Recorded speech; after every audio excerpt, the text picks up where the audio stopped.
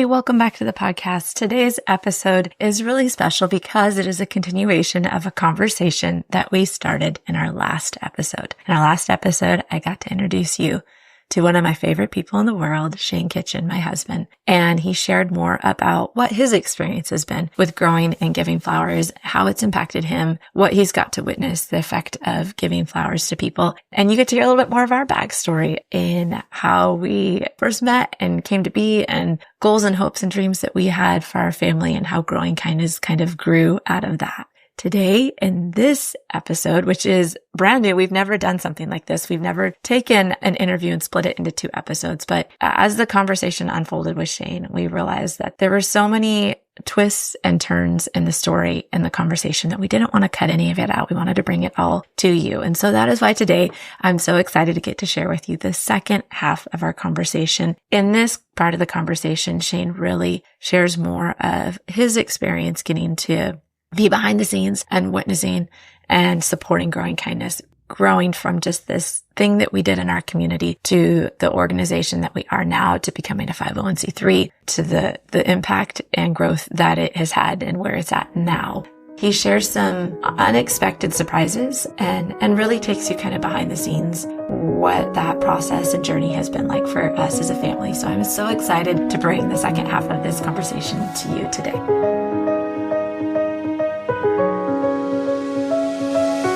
Hey friend, welcome to the Growing Kindness podcast. I'm your host, Deanna Kitchen, founder of the Growing Kindness movement. This is a place where we grow together, learning to root our lives in kindness, connection, and community. If you've ever wished the world felt a little softer, a little more neighborly, or if you're craving stories that remind you that goodness still grows, you're in the right place. Together with our guests, we'll share stories of generosity and community, proof that even the smallest acts of kindness, from growing and giving cut flowers to everyday acts of care, can change lives and connect us in powerful ways. I'm so glad you're here. Let's get started.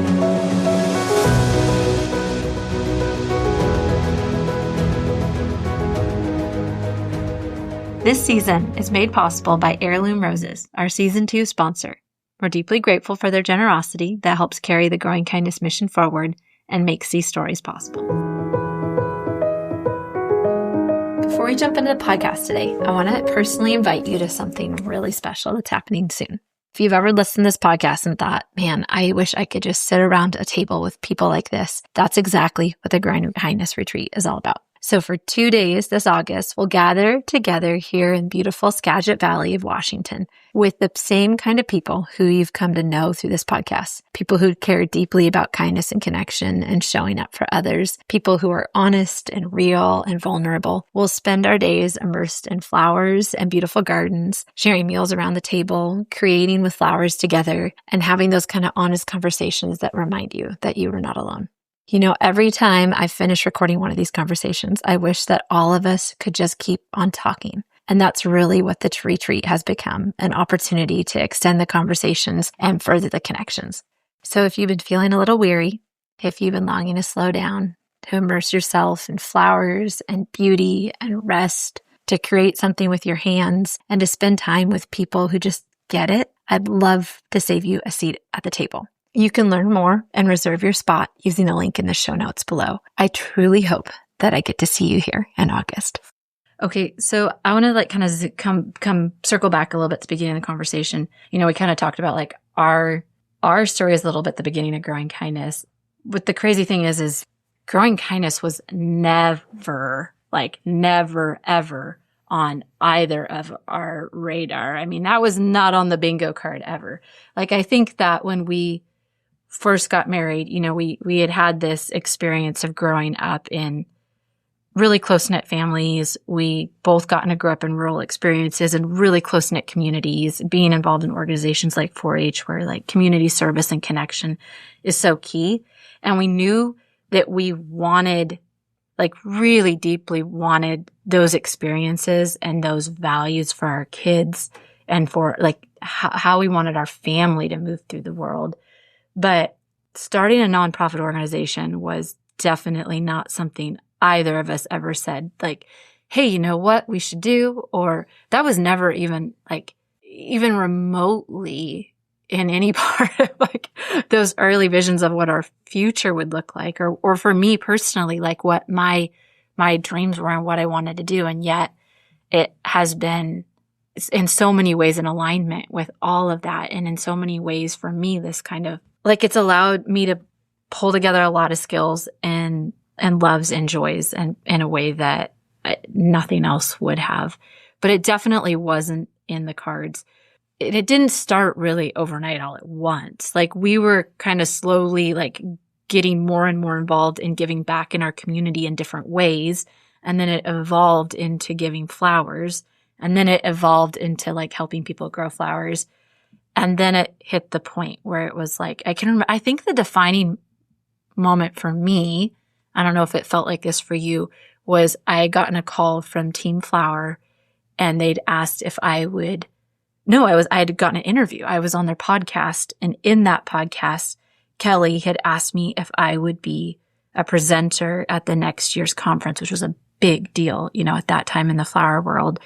And it felt like it was kind of this affirmation of the work that we were doing in the world. I guess in a way I could say I was doing. You were like quietly supporting it in the background, but it was kind of my like vision at the time. I can remember, those moments where like, I can remember you were out weed whacking and I came out and like, was like, you're not going to believe what just happened. I got asked to like, share growing kindness from this like, podium in front of this huge audience. And that was really kind of what was a catalyst, like turning point for us doing this in our community to taking it to like more of a national level. But what's it been like bearing witness to that unfold all these years? And like, what were your thoughts in the beginning versus maybe your thoughts now? I don't remember that particular time. I mean, I remember lots of times of weed whacking, but I do remember you going down there, and I remember when you came back, you're kind of like, and I watched it, the recording of it, but it was like, all right, here we go, because I just announced it to the national audience that this is what I'm doing. And so, yeah, it got really real then, because how it is, like when you tell everyone that you're going to do something, then you definitely feel like you got to do it. At that time, I had no idea what to even expect, right? And definitely didn't see it turn into a not-for-profit. I just hadn't really thought about all the pieces that go into it. And so, yeah, then it starts going and it's like getting bigger and bigger. And there was lots of late nights or early mornings, I guess you could say. For both. Yeah. And so it just, I think it's kind of like starting a business. Exactly. Or having a baby. I mean, in a way, like having a baby or like starting a business or starting a farm. I mean, it's like. Yeah. It's like you get going and it just continues to grow and takes more and more of your time. And yeah, I mean, it was definitely through the heart of it was some tough years behind the scenes, but the reward always seemed to be worth it and continues because of seeing the effects on people's lives. And there'd be times like we'd have a event at the house and come into it pretty tired and worn out because like there exhausted. was like sleepless nights leading up to it or very minimal sleep. And at the as you're getting towards where people are coming and you're just exhausted and you're thinking, man, was this worth it? Like, is anybody going to come and are they going to have fun or not? Maybe not fun, but are they going to, like, is it going to be meaningful? Is it going to be meaningful? And is it going to be worth all this effort? And after every single one, it was like whatever was poured out, we seemed to get back tenfold in like stories of what it did in a widow's life or somebody that was facing things in life that we can't even imagine because we haven't faced. Mm-hmm.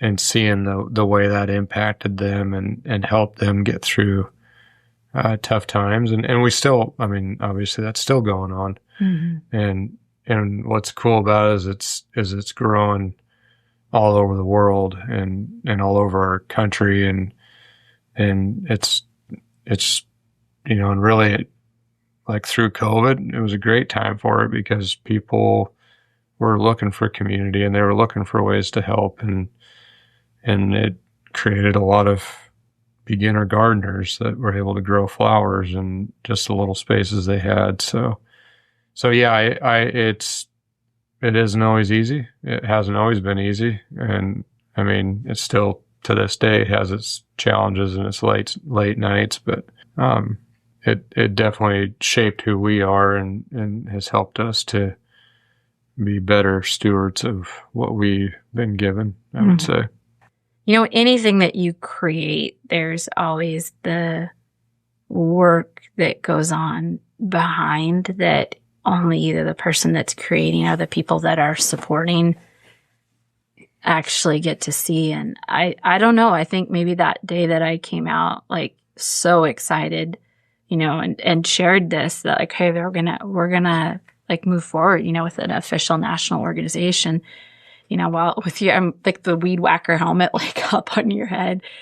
I mean, maybe if you would have known like what the cost was going to be for me personally, and maybe for our family a little bit, like maybe that wouldn't have been as easy of a yes to support, you know, but I do feel like in the end, it has been absolutely worth it. You know, I think that not only has it given us the opportunity as parents to do the thing that we always wanted to do, was like create opportunity to help our kids like learn how to see a need and reach out and help other people.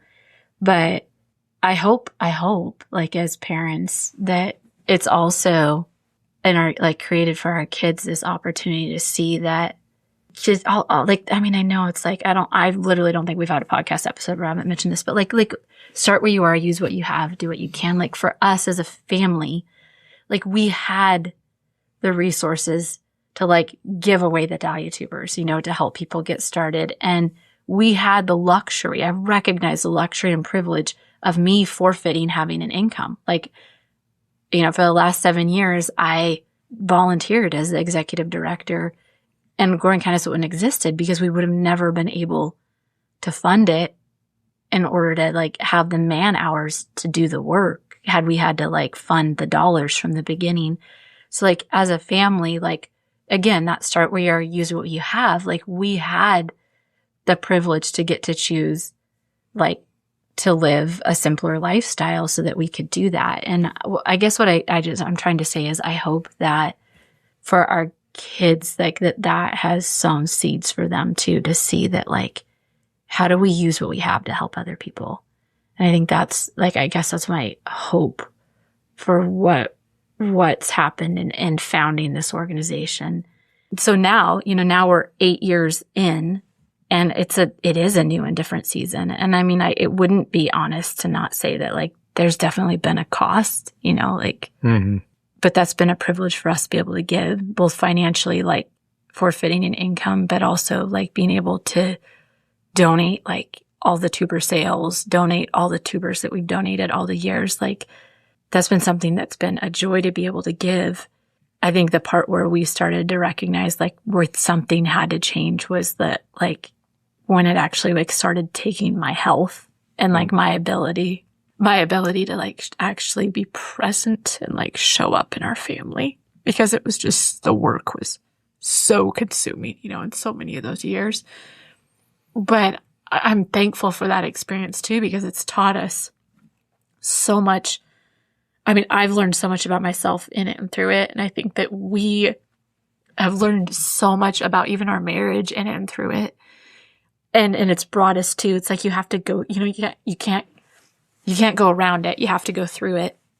Like going through that and being able to recognize like when is the time to like start stepping back, which kind of brings us to where the organization is now, which is me no longer standing in the director role, which feels new and a little bit scary, but also really hopeful, both for us as a family, like to regain balance, but also for the organization. Like it needs so much more than what I can give it. And I think there is, you know, like they talk about founder syndrome all the time. Like I think there is a unique role that a founder has in a nonprofit organization, especially.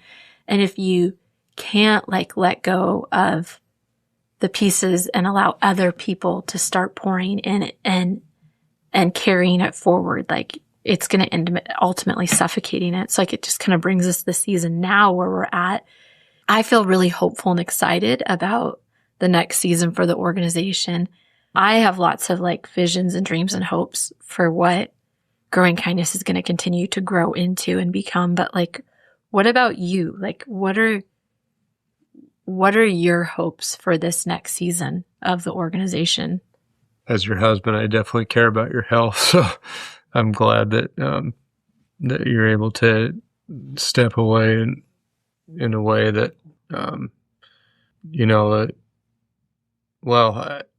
I would say what you put into play, I hope continues. And I hope that you and us as a family can continue to be a part of that. But I do think that you stepping away from the role you had in it is definitely been a good thing for everyone, which that is hard to do. I mean, we've talked about that as ad nauseum.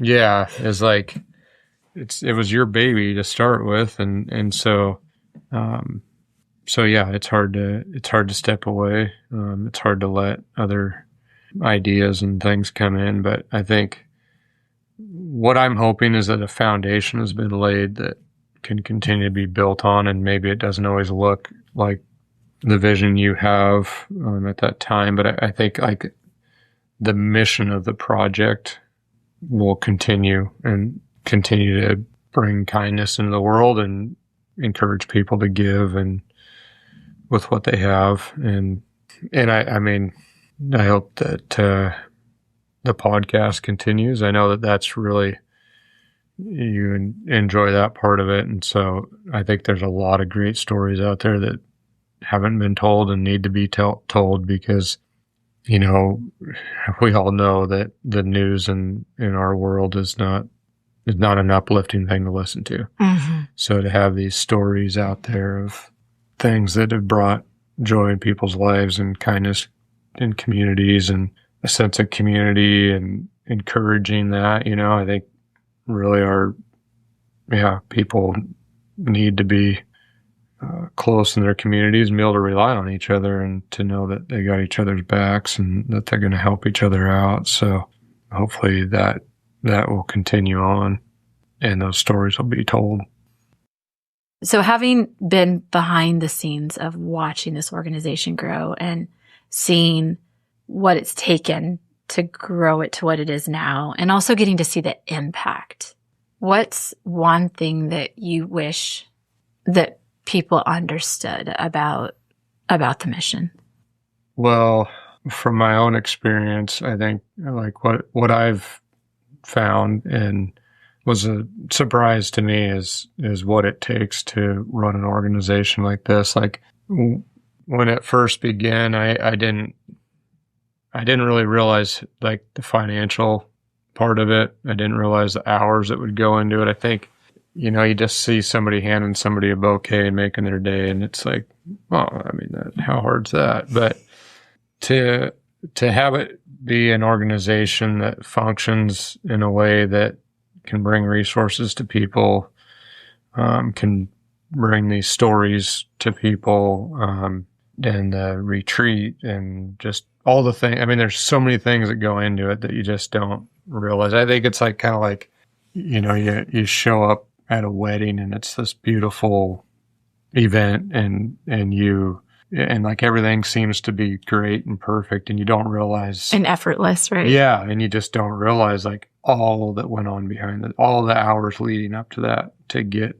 to that point. And I know I never saw that coming with this project, is the amount of hours it would take. Like you just said earlier, like we maybe would have paused a little bit and thought about it a little bit more, going into it. But like, it's just life and life experiences. You just take steps and then you start figuring it out. And so what we figured out is that it takes a lot of hours and it does take it. There is a financial impact to it. And I think sometimes I know for myself, I don't think about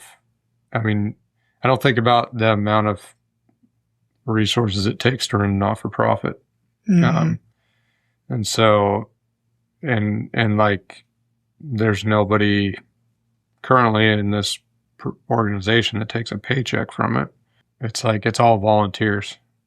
And so what you see is a lot of volunteers putting in a lot of hours of their own time and because they believe in a mission and they believe in the project. All the things that get brought, there is a financial cost to that, right? And so I think really moving forward, that's a big part too, is like, how do we fund this thing? How do we keep it going financially? Because it takes resources. Yeah. And it takes, it takes more than we can give out of our,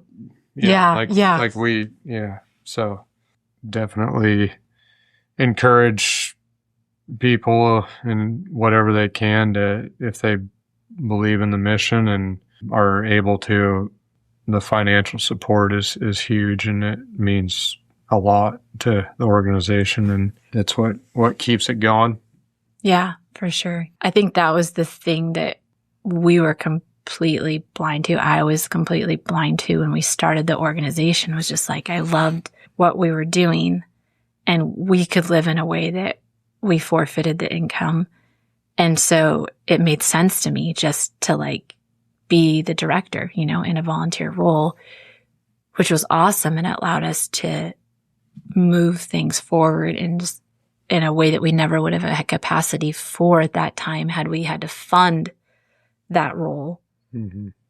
But now the challenge is recognizing that as I've stepped back from that, we have to try to figure out how to run an organization that has run with a free director, which is why we're in the season that's hopeful and exciting that we're in right now, which is, like having expanded the board and brought on this really incredible, group of board members who are really passionate about helping us figure out a way to be sustainable, and having this opportunity to really restructure and actually run the organization in a way that's sustainable, I guess. I mean, really, like at the end of the day, it's just what is sustainable, and to be able to get the foundation under it, to have the people and the resources to do those jobs like that. That's such an important next step for the organization. But what's exciting and hopeful to me is there's so many people that have believed in this organization. And I know that the work that it's doing in the world is important. It's meaningful. It's impactful.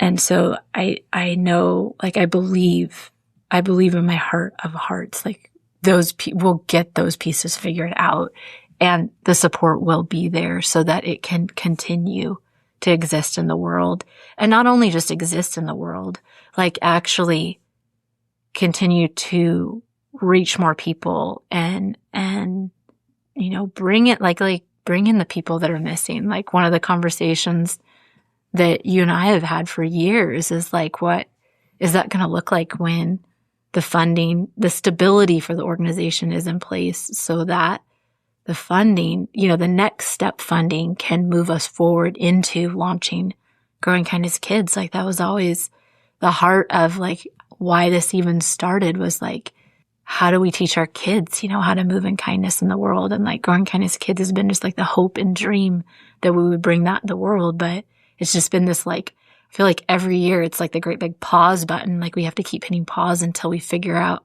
how to get the funding in place, just to get the organization sustainable, so that then we can launch, the next types of programs that are going to be able to provide more specific resources and reach, more people. And like, one of the things that you and I have talked about, and like, these are things that are not even they're not public conversations yet, but like we've talked so much about the idea of like, how do we empower men, to get to be a part of the mission too? And like, how do we create community for guys, to like normalize this, like getting out in their communities and I think growing flowers is less stigmatized as giving flowers, but like, you know, like how do we get to launch a program that like creates community for men, you know, within the organization as well. And like, there's so many hopes and dreams and visions for the way that we can better serve people and serve more people. But it's like, yeah, it's like you said, like when you've sat on the backside knowing that you can't build the second story until the first story's solid. So, but I don't know how are you feeling in this transition? Cause it's been a really exciting and also kind of weird year of me stepping out of the director role, but us like, you know, as a board organization trying to like restructure and move towards being like truly board led versus just like founder led. Like, but how do you feel about the next season and what's coming up for Growing Kindness? I mean, I'm excited for it because I do think it's good that you have, you know, help and that you can kind of turn some of I've watched you over the years do a majority of the work. And so to be able to share that with others, because I mean, we've talked about this, like people want help and they want to have a place in the project. And that is sometimes hard for founders to do because it doesn't always maybe look exactly like they thought. So, I mean, I've been enjoying that. Yeah, we can sometimes get out the door on time for trips and stuff now, so. That has always been, oh my goodness, for like the last 7 years. It was always like, yeah, I got to answer the last emails. I got to get the last launch piece ready. So I got to do this or that before we can actually leave and before we can launch as a family. And also like really this year, having stepped back as executive director, like this year was the first year where we went on vacation and I didn't take my computer. Like I actually went on vacation. Actually was like present the whole time and not trying to like juggle all the pieces in the background, which it feels, I mean, like the reality is too, it's like handing your baby over and like trusting like it's going to be okay in the hands of other people. But I truly, truly believe in my heart of hearts that it was never mine or ours to just keep. Like Growing Kindness wasn't like the Kitchen family organization or Deanna Kitchen's organization. Like it was just our role and privilege to get to help bring it into the world and help hopefully like keep inspiring and participating, but not be the ones who are like holding it all in our hands. And it's just going to be this continued journey of other people stepping up and supporting it, you know, financially, you know, pouring in skills and time and talents, you know, and all the pieces. So, yeah. Yeah. And that's, I mean, I think there's excitement for the future. Other people getting more involved. You being able to step back from some of the stuff that you've done. And then there's some fear and, you know, the financial end of it. And how does it keep going? And I mean, that's been every year though.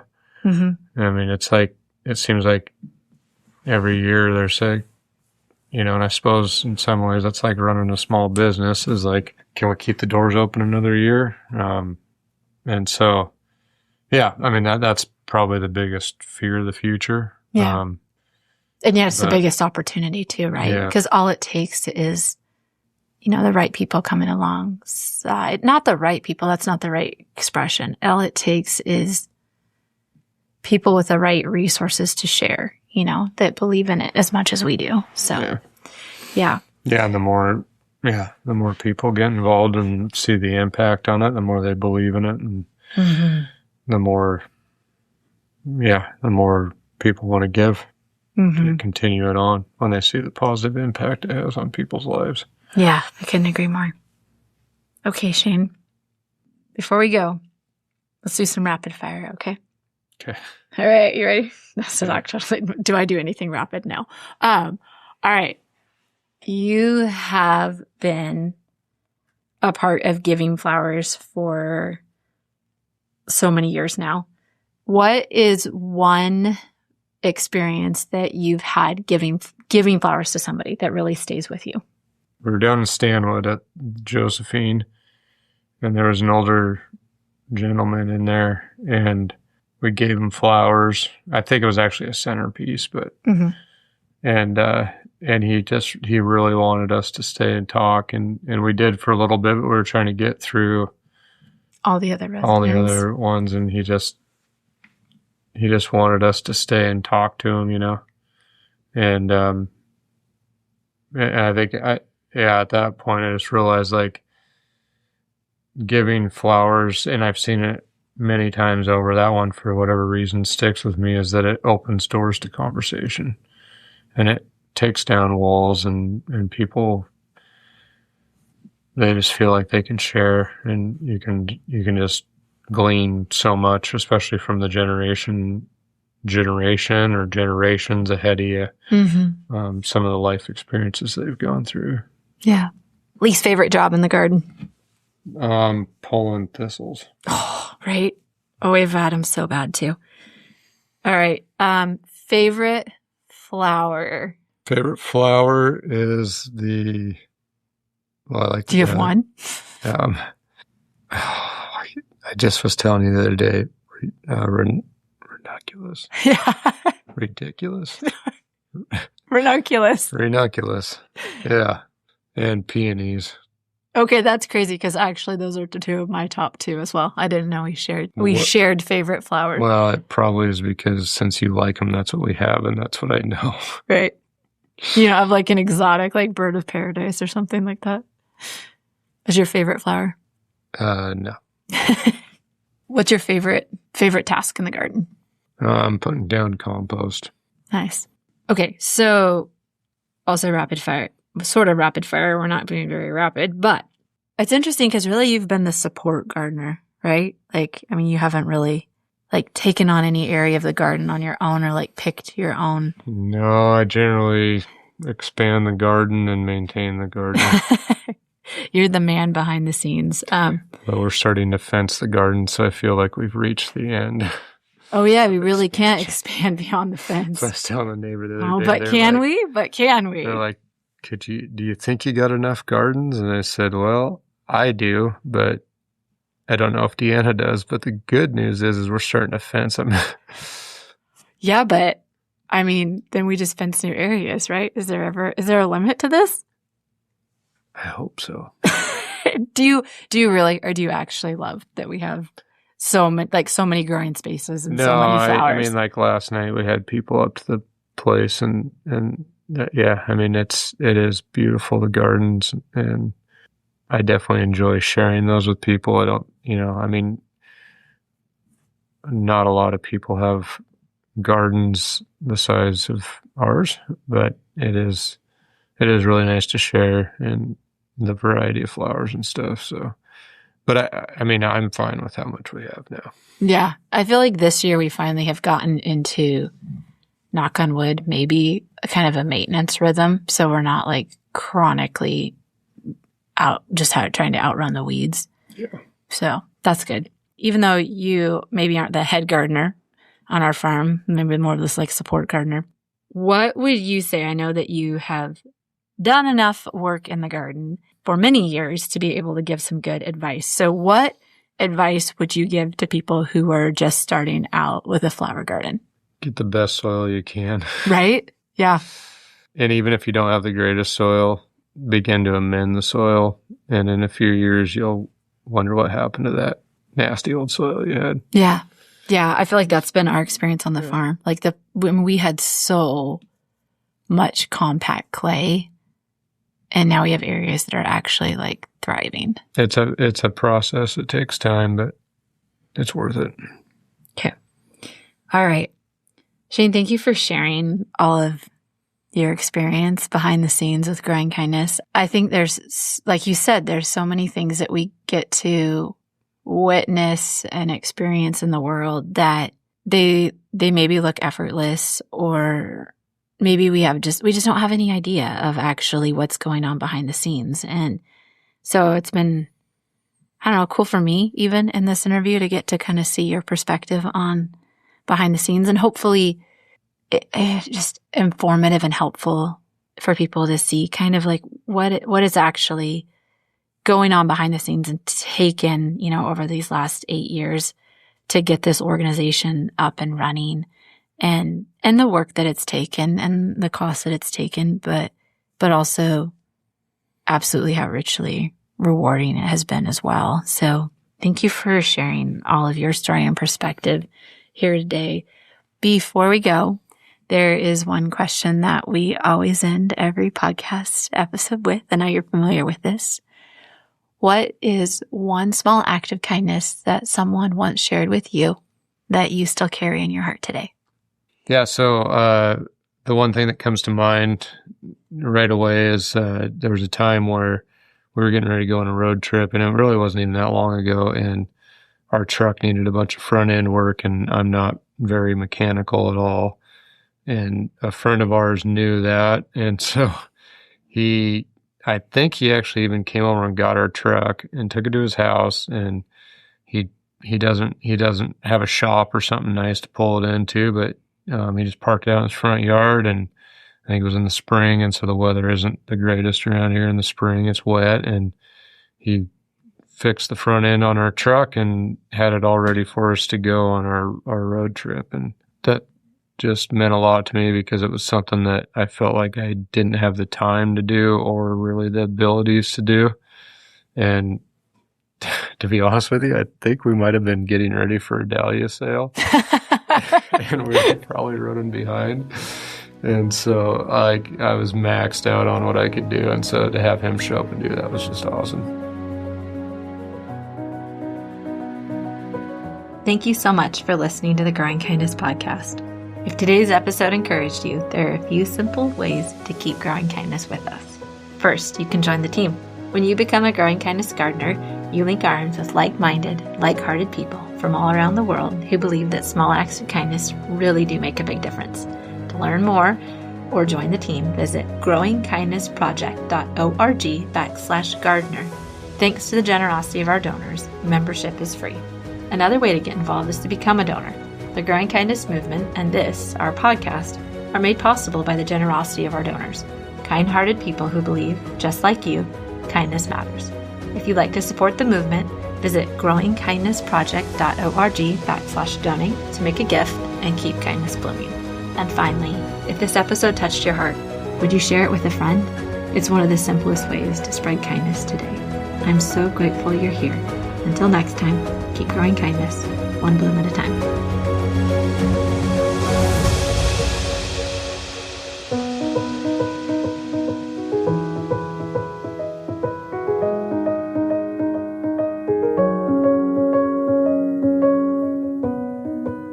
This podcast is made possible in part by Her Connection Hub, a female-focused co-working space in Bellingham, Washington, who generously provides the studio space where these conversations are recorded.